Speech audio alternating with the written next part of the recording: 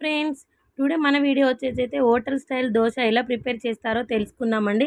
1 cup మినపగుండ్లకి 2 కప్పుల rice, అలాగే 1 table spoon వరకైతే మెంతులు తీసుకున్నాను. ఈ మెంతులు అనేది మన దోస కలరింగ్‌కి చాలా బాగా యూజ్ అవుతుంది. ఇంకా అలాగే అటుకులు కూడా అండి. ఇదైతే ఇలా అటుకులు వేసి మంచిగా ఒక 2, 3 సార్లు కడిగి మంచిగా 2, 3 అవర్స్ నానబెట్టుకొని తర్వాత మనము మిక్సీ పట్టుకున్న పిండిలోని ఒక హాఫ్ కప్పు వరకే అన్నం కూడా మిక్సీ చేసుకొని కలుపుకోవాలండి. తెల్లారే వరకి పిండి భలే క్రిస్పీగా, క్రంచీగా చాలా వస్తదండి. ఈ హోటల్ స్టైల్‌లో అయితే ఇలాగే ప్రిపేర్ చేస్తారు. నాకు తెలిసిన వాళ్ళు చెప్పారు.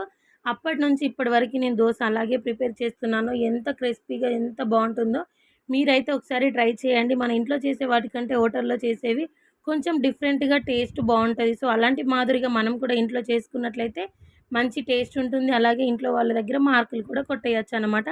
ఈ వీడియో మీకు యూజ్‌ఫుల్ అని అనుకుంటున్నాను. మరిన్ని ఇంట్రెస్టింగ్ వీడియోస్‌తో మళ్ళీ మీ ముందుకొస్తాను. Thanks for watching.